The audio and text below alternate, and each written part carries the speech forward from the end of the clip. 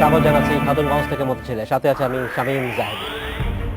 সাভারে চামড়া শিল্প নগরীতে কেন্দ্রীয় বর্জ্য শোধনাগার বা সিইটিপি স্থাপনের কাজ অর্ধেক শেষ হয়েছে। জুন মাসের মধ্যে এটি চালু করা সম্ভব বলে জানিয়েছে ক্ষুদ্র ও কুটির শিল্প কর্পোরেশন বা বিসিক। আজ আমাদের আলোচনার বিষয় চামড়া শিল্প নগরী।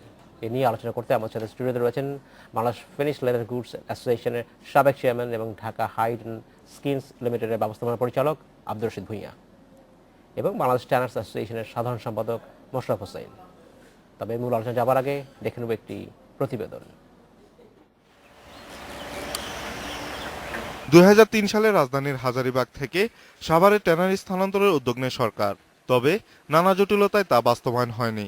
মহাজোট সরকার ক্ষমতায় আসার পর চামড়া শিল্পনগরী স্থাপন প্রকল্পটি দ্রুত বাস্তবায়নের উদ্যোগ নেয়। বর্তমানে সাভার চামড়া শিল্পনগরীতে চলছে অবকাঠামো ও সিইটিপি নির্মাণের কাজ। 155টা শিল্প প্রতিষ্ঠান স্থাপিত হবে। এর ভিতরে 153টা শিল্প প্রতিষ্ঠান লেআউট প্ল্যান অনুমোদন করিয়ে নিয়েছে। 127টা শিল্প প্রতিষ্ঠান তাদের নির্মাণ কাজ শুরু করে দিয়েছে। সিইটিপি সেটার নির্মাণ কাজও কিন্তু আমরা প্রায় 50% সম্পন্ন করে ফেলেছি এবং আমাদের পরিকল্পনা রয়েছে যে জুন মাসের ভিতরে এইটার নির্মাণ কাজও প্রায় শেষ পর্যায়ে আমরা নিয়ে আসবো। যে উদ্যোগে কাজ চালাচ্ছি আমরা এই উদ্যোগে কাজ চালিয়ে যাব এবং আগামী জুনের ভিতরে আমরা এটা কাজ শেষ করব। তবে স্থানান্তর প্রক্রিয়ায় স্বল্প সুদে ব্যাংক ঋণ চান উদ্যোক্তারা। নতুন লোন যদি বাংলাদেশ ব্যাংক বলে আমরা রিফাইন্যান্স করব অ্যাট 5% আর 4%, তাহলে তারা লোন দেবে লঙ্গার টার্মে। এখন আমাদের দরকার বাংলাদেশ ব্যাংকের another circular or ministry of ফাইন্যান্সের পুশ যে এটানাদের লোন দিয়ে দাও। জুনের মধ্যে সাভারে কার্যক্রম শুরু করতে ট্যানারিগুলোকে লিগ্যাল নোটিশ দিয়েছে বিসিক। Niladri Maharatna, independent news, Dhaka. দেখলাম প্রতিবেদনটি আমরা। জনাব আব্দুর রশিদ ভূঁইয়া এবং জনাব মোশাররফ হোসেন, আপনাকে স্বাগত জানাচ্ছি অনুষ্ঠানে। কেমন আছেন আপনারা? আছি মোটামুটি, আপনাদের স্বাগত আমাদের এখানে নিমন্ত্রণ জানার জন্য। আচ্ছা জনাব ভূঁইয়া, প্রথম প্রশ্ন আপনাকে করতে যাচ্ছি যে আমাদের প্রতিবেদন দেখলাম যেখানে বলা হচ্ছে যে বিসিক বলছে যে আগামী জুন মাসের মধ্যে এখানে স্থানান্তর করা সম্ভব নতুন শিল্প নগরীতে সাভারে, এবং এই জন্য আপনাদেরকে নোটিশ দেওয়া হয়েছে, বলা হয়েছে আপনাদেরকে। আপনারা কি প্রস্তুত কিনা? না, আমরা আমাদের প্রস্তুতি নিচ্ছি। আচ্ছা, এবং আমরাও পুরো দমে কাজ স্টার্ট করেছি। হ্যাঁ কিছু ট্যানারি বাকি আছে, তারা এখনো স্টার্ট করতে পারে নাই। হ্যাঁ, কাজটার ধরনটা হলো বিভিন্ন রকম। রাইট। কেউ বেস করে বিল্ডিং করতেছেন, আপনার স্টিল সেট অ্যালাউ না। আর কেউ ফাইলিং করে করতেছেন। তো যারা ফাইলিং করে করতেছেন, ফাইলিংয়ের কাজও করতেছেন ওনারা। তো ফাইলিং করা শেষ হলে তারপর আবার ওনারা বেস করে ওটাকে ইয়ে করে করবে। ওইখানে একটু সময় লাগতেছে। আর বেশ কিছু ট্যানারি অলরেডি ছাদ ডালাই দিয়ে দিয়েছে আচ্ছা আচ্ছা আচ্ছা, কিছু কিছু অংশে।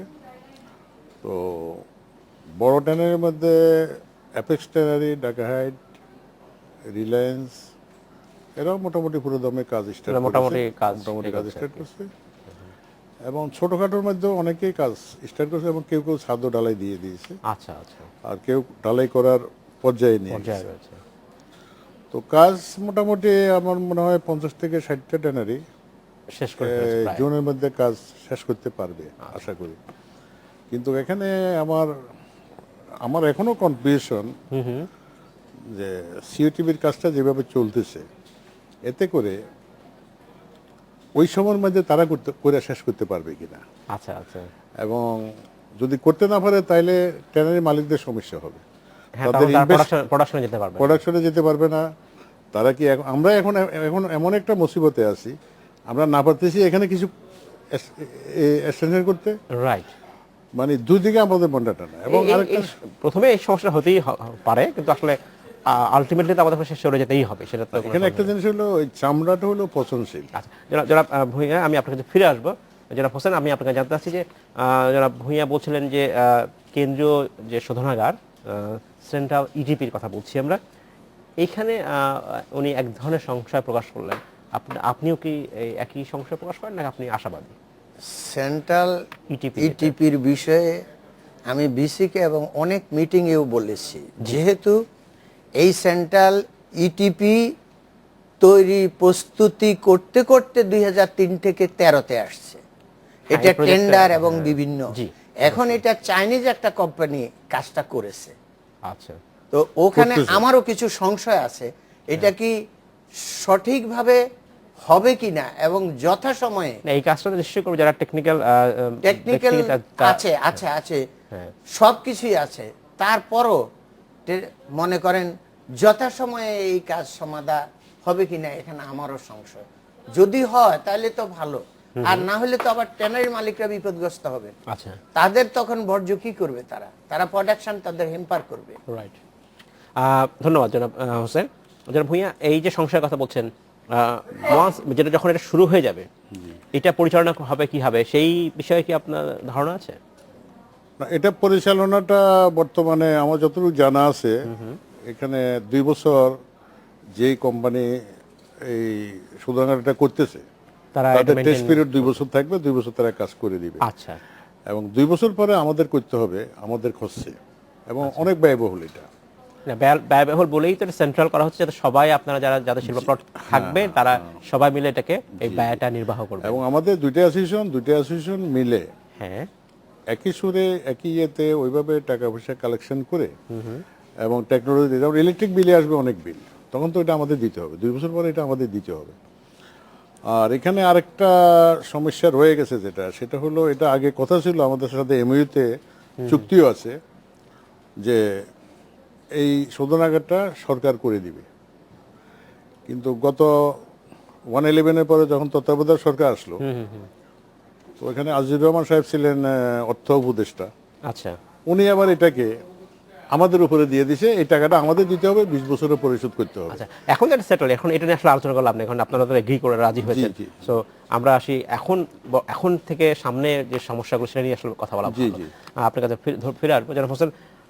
এই যে যেটা বলা হচ্ছে যে ইটিপি যে মেথডে আপনারা পরিচালনা করবেন, সকল শিল্প প্লটের যারা মালিক তারা করবেন, এতে কস্ট বাড়বে স্বাভাবিক, কিন্তু এতে তো আপনার সুবিধাও বাড়বে, অপরচুনিটি বাড়বে, কারণ আপনি এখান থেকে যে চামড়াটা শোধন করবেন সেটার বাজার মূল্য ডেফিনেটলি বেশি হবে, বা এখান থেকে না হলে আসলে একটা সময় দেখা যাবে বিক্রি করতে পারবেন না। তো সেই সুবিধাটাকে আপনারা আসলে কিভাবে কাজে লাগাতে চান, এই সম্ভাবনা কাজে লাগাতে চান কিভাবে? সুবিধা বলতে প্রথমত এই শোধনাগারটা নির্মাণের যে বিরাট ব্যয় হবে, এটা তো- এই ব্যয়টা তো ট্যানারির মালিকরাও এখন বহন করতে হবে। হ্যাঁ, করতে এবং হবে। এটার 2 বছর পরে যেটা ভূঁইয়া সাহেব বলছেন, আপনার ফ্যাক্টরি কিন্তু আপনাকে ব্যয় বহন করতে হবে। জি আমাদেরকে বহন করতে, হ্যাঁ, সেটাই স্বাভাবিক না? আমাদেরকেই করতে। সেটাই তো স্বাভাবিক। হ্যাঁ, তা আমাদেরকে করতে হবে এবং এটার পরিচালনার দায়িত্ব শেষ সেটাই পর্যন্ত স্বাভাবিক, আমাদের কাছে সেটাই আছে। স্বাভাবিক। আপনি আপনার ফ্যাক্টরি আপনি পরিচালনা জি করবেন। জি জি আচ্ছা। জি। তো এখন এটা নির্মিত সঠিক সময়ে হইলে আমরা সঠিক সময়ে সেখানে যাওয়ার বিষয়ে, সেই বিষয়ে আমার কিছু বক্তব্য। আর এইটা তো পিছনের দিকে এখন আমাদের যাওয়া যাবে না, Absolutely, আপনিও বলেছেন, exactly, সামনে আমিও এগোতে হবে। বলি, কিন্তু এটা আসলে আমাদের সাথে যেই সময় হয়েছে, যেই উদ্দেশ্য হয়েছে হ্যাঁ। শিফটিং, পরিবেশ দূষণের জন্য, হ্যাঁ। তখন কিন্তু 100% সরকার করে দেওয়ার কথা ছিল। এখন আচ্ছা। সরকারও পরিবর্তন হয়েছে, আমরাও মেনে নিয়েছি। হ্যাঁ। এখন আমরা যেতে প্রস্তুত, আমাদের কোনো আচ্ছা, আপত্তি আচ্ছা। নেই। ধন্যবাদ জনাব হোসেন, আমি আপনার কাছে ফিরে আসবো। যেটা ভূঁইয়া, এই যে কথাটা বলছেন যে আপনাদের খরচ বহন করতে হবে, একটা বিষয় কিন্তু ঠিক যে আপনাদের যে স্থানান্তরের জন্য যে খরচ হবে বা এক ধরনের ক্ষতিপূরণের যে বলেন আপনি, সেটার জন্য কিন্তু সরকার আপনাদের সহায়তা দিচ্ছে, সাহায্য দিচ্ছে। জি, তো এই বিষয়ে কি আপনার মনে হয় না যে সরকারও তো একটা এগিয়ে এসছে আপনার নেতৃত্বে, এবং এটা কি যথেষ্ট মনে হয় কিনা, এই যে সহযোগিতার কথা বলছেন? এখানে একটু বলতে হবে, আমাকে একটু জি, বলুন। সময় দিবেন, আমি হ্যাঁ, বলবো। বলুন। জিনিসটা হলো, আমাদের বর্তমান সরকারের এবং বিশেষ করে মাননীয় প্রধানমন্ত্রীর যথেষ্ট সদিচ্ছা রয়ে গেছে। রাইট। এবং আমি এটাও জানি প্রত্যেক সপ্তাহে প্রাইম মিনিস্টারের সচিবালয় থেকে এটার অগ্রগতি কতটুকু এটা পর্যালোচনা করা হচ্ছে আচ্ছা। এবং রিপোর্ট নিচ্ছেন। ওনার যথেষ্ট সদিচ্ছা আছে, কিন্তু দুঃখের বিষয় হলো, সত্য যেটা, সেটা হলো আমাদেরকে মাত্র আমাদের 1050 কোটি টাকার একটা ডিমান্ড ছিল আমাদের। এটা অনেক আগে, 2001 সালে, 2002 সালে। বর্তমানে তো অনেক বেড়ে যাবে এটা। তো 1050 কোটি টাকা থেকে আমাদেরকে মাত্র 250 কোটি টাকার একটা, এই যে ট্রান্সফার ফি বা আমাদের কিছু ক্ষতিগ্রস্তদেরকে এই টাকাটা দেওয়ার জন্য একটা সিদ্ধান্ত নিয়েছে। নেওয়ার পরে এখানে কথা ছিল বাংলাদেশ টেনার্স অ্যাসোসিয়েশন এবং বাংলাদেশ মিনিস্টারদের অ্যাসোসিয়েশনের 2 জন করে প্রতিনিধি থাকবে, এবং বেসিক এবং শিল্প মন্ত্রণালয়ের প্রতিনিধি থাকবে। তারা ইঞ্জিনিয়ার ঠিক করে এটাকে করবে। কিন্তু পরবর্তী টাইমে যখন একটা লিস্ট বানানো হয়েছে আছে আমার কাছে, আচ্ছা আচ্ছা এই লিস্টটা যেটা বানানো হয়েছে এটাকে আমাদের কিছু লোক ওই ইঞ্জিনিয়ারকে দিয়ে উদ্দেশ্যমূলকভাবে আচ্ছা। এটার একটা সমস্যা সৃষ্টি হ্যাঁ, করছে। ধন্যবাদ জনাব ভূঁইয়া। আমি এই বিষয়ে আবার আলোচনা শুরু করবো। আমাদের সময় হচ্ছে একটা বিরতি যাবার, ফিরে এসে কথা বলবো আমরা। আমাদের সময় হলো একটা বিরতি যাবার, ফিরছি শিগগিরই, সাথে